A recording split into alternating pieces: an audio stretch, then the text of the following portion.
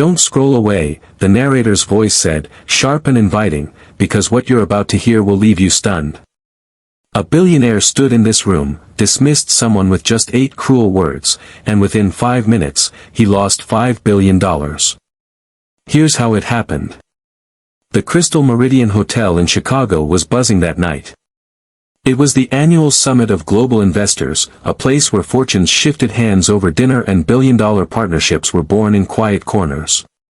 The lobby gleamed with marble floors, towering arrangements of white orchids, and the sound of laughter mixed with clinking glasses. In the middle of all the chaos stood a woman named Janice Monroe. She was 41, elegant but understated, her burgundy dress tailored perfectly without screaming for attention. Janice wasn't there to dazzle with diamonds or bask in the camera's flashing. She was there with purpose. To represent her foundation, which had become a lifeline for entrepreneurs who never got a seat in rooms like this. Janice had grown up in St. Louis, Missouri, in a neighborhood that rarely saw investment. Her mother had raised 3 children on a teacher's salary, teaching Janice the power of perseverance. Her father, who passed when she was 15, had instilled in her a sense of dignity that never wavered, even in hard times. Those lessons carried Janice through college, grad school, and eventually into the creation of the Monroe Initiative, an organization designed to help young innovators turn their ideas into thriving businesses. The man she was scheduled to meet that evening was Bradley Turner, a billionaire hedge fund magnate who had built his empire by buying struggling companies and flipping them into gold mines. He was tall, broad-shouldered, with salt and pepper hair and an aura of practiced charm. People leaned toward him when he spoke, eager to catch every word, as if proximity to his power could rub off on them. Bradley arrived with his usual entourage, his smile flashing as cameras clicked. Guests swarmed him instantly, eager to shake his hand, to be seen in his presence. Janice waited calmly until one of the event organizers ushered him her way. Mr. Turner, the organizer said, this is Janice Monroe, founder of the Monroe Initiative. She's making an extraordinary impact across the country. I thought the two of you should connect. Janice extended her hand with a warm, professional smile. It's a pleasure to finally meet you. Bradley's eyes flicked down at her hand. For a split second, something smug danced across his expression. Then, in a voice loud enough for half the circle of people around them to hear, he said, I don't shake hands with staff. The words landed like a thunderclap. Conversation stalled. A few nervous chuckles fluttered in the air, but most people shifted uncomfortably, unsure how to react. Bradley adjusted his cufflinks, smirked, and moved on to greet someone else, leaving Janice's hand hanging in the air before she slowly lowered it. She didn't let her face crack. She didn't let the anger show. But deep inside, Janice felt the familiar burn of being dismissed, underestimated, and stripped of dignity in front of a crowd. She had heard words like those before, though never so bluntly. She knew the sting not just as a personal insult, but as something much heavier, a reflection of every barrier she and people like her had faced for generations. The irony was sharp. Bradley Turner had no idea who she really was, or how much power she carried in that room. 5 minutes later, the balance of power would flip.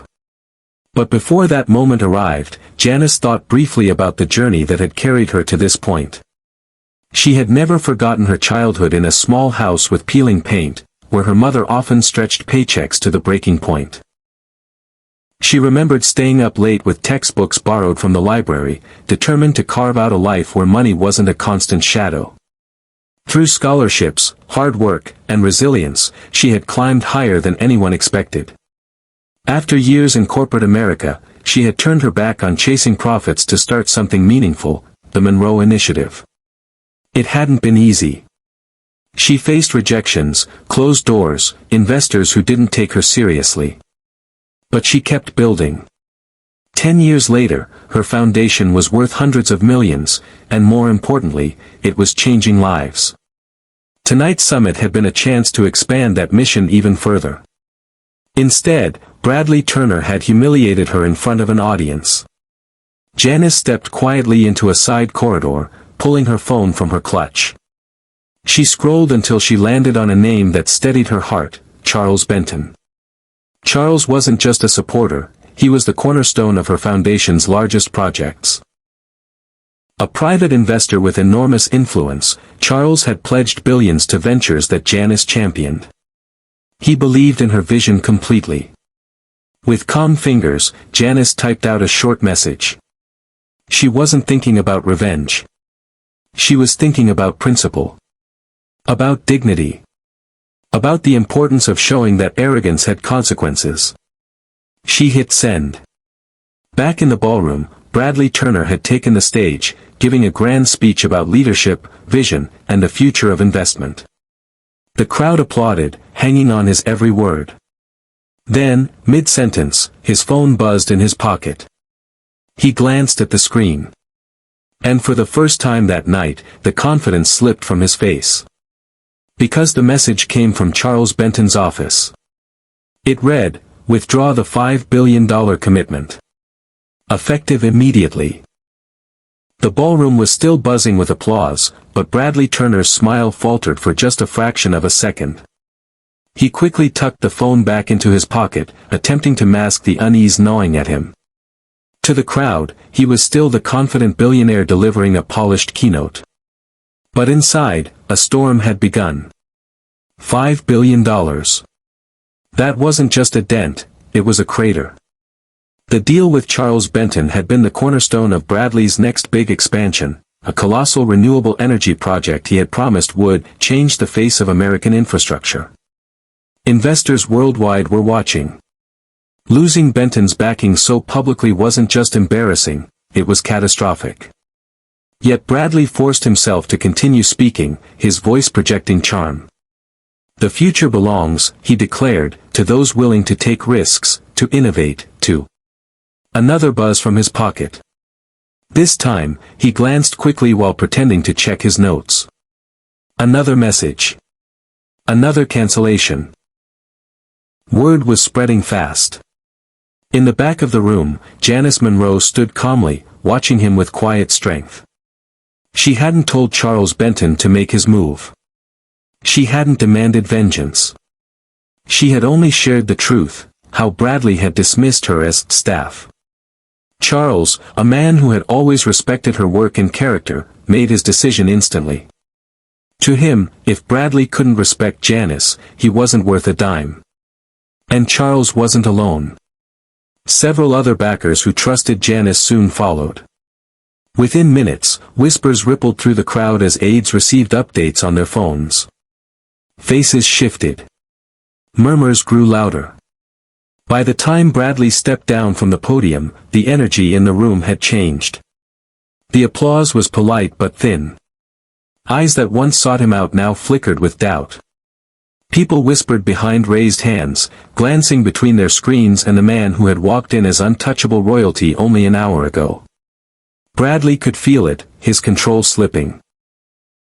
He pushed through the crowd, shaking a few more hands, smiling mechanically. But as he reached the hallway, his assistant rushed to him, face pale. "Sir," the assistant whispered urgently, "we've lost Benton. And 2 more investors are pulling out. They're citing misaligned values." Bradley's jaw tightened. He ran a hand through his salt and pepper hair, his mind racing. This is ridiculous. Over what? A handshake? From a few steps away, a calm voice spoke. Not just a handshake. Bradley turned sharply. Standing there, composed and unshaken, was Janice Monroe.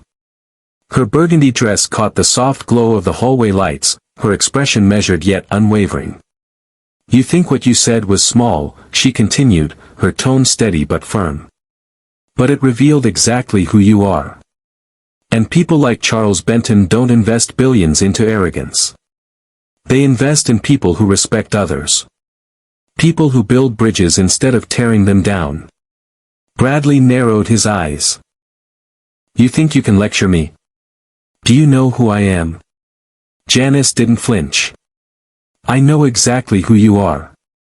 And that's why they're leaving." For the first time in years, Bradley Turner had no response. Janice didn't gloat.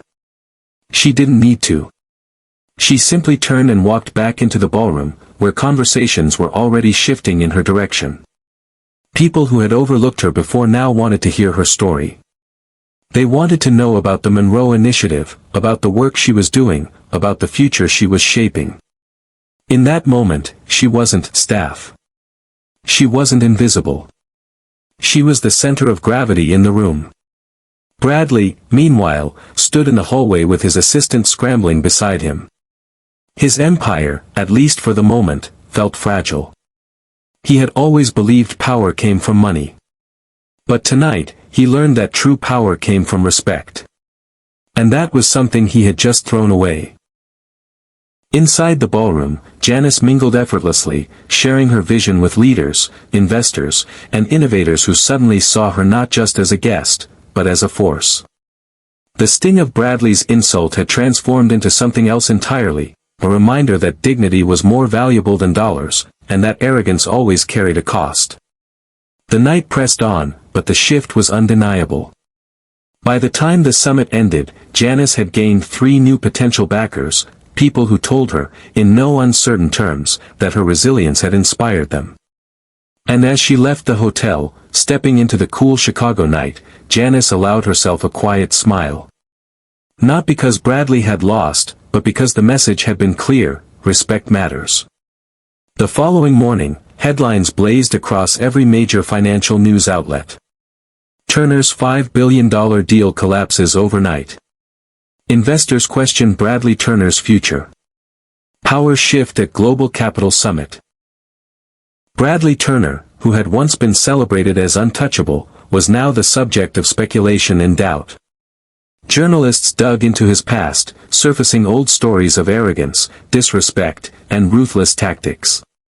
Investors who had once feared missing out on his projects were now reconsidering whether his empire was as solid as it seemed.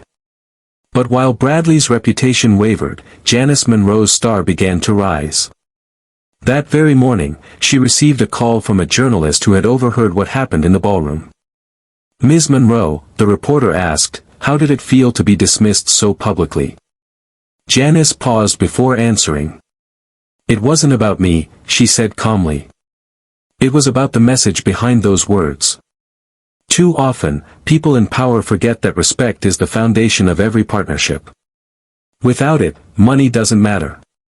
What I want people to remember is that success isn't measured by how many people you look down on, it's measured by how many people you lift up. Her words spread quickly, quoted on news sites, shared across social media. Hashtags about dignity, leadership, and respect began trending. Suddenly, invitations poured in, requests for interviews, keynote speeches, and panels. The Monroe Initiative's inbox filled with inquiries from new investors, philanthropists, and organizations eager to collaborate. The same summit where she had been dismissed was now the stage that launched her into a new level of influence. And yet, through it all, Janice remained grounded. That weekend, she returned home to St. Louis to visit her mother. Sitting in the same modest living room where she had once studied by the dim glow of a lamp, Janice shared everything that had unfolded. Her mother listened quietly, then reached over and took her daughter's hand. "You didn't need to raise your voice," she said softly. "You didn't need to prove him wrong with anger. You proved him wrong by standing tall. That's the kind of strength this world needs." Janice smiled, her eyes glistening. "I just wanted him to see me." "Oh, he saw you," her mother replied. "And now the whole world does too." For Bradley Turner, the days that followed were humbling. He attempted damage control, issuing statements about misunderstandings and miscommunication. But the truth lingered too strongly. In an age where every word could ripple instantly across the globe, his arrogance had cost him dearly. For Janice Monroe, those same days opened doors she had never imagined. She secured new partnerships that dwarfed the lost opportunity with Bradley. The Monroe Initiative expanded nationwide, funding programs in cities from Detroit to Atlanta, creating jobs, launching businesses, and giving young people the chance to dream bigger than their circumstances. 5 minutes of arrogance had stripped one man of billions. 5 minutes of dignity had elevated a woman's mission beyond measure. And so, when Janice stood months later at another conference, this time as the keynote speaker, she looked out across the crowd of investors, entrepreneurs, and dreamers and shared a message that resonated far beyond money. Never forget, she said, her voice steady and strong, wealth is not just what you keep in the bank. True wealth is the respect you give, the lives you touch, and the opportunities you create for others. If you forget that, no amount of money will ever make you rich. The audience rose in applause, their cheers echoing through the hall. And for Janice, that was the greatest victory of all, not the headlines, not the partnerships, not even the billions redirected her way. It was the reminder that dignity could not be bought. Respect could not be faked. And in the end, the most powerful person in any room is not the one with the largest fortune. It's the one who stands tallest in their truth.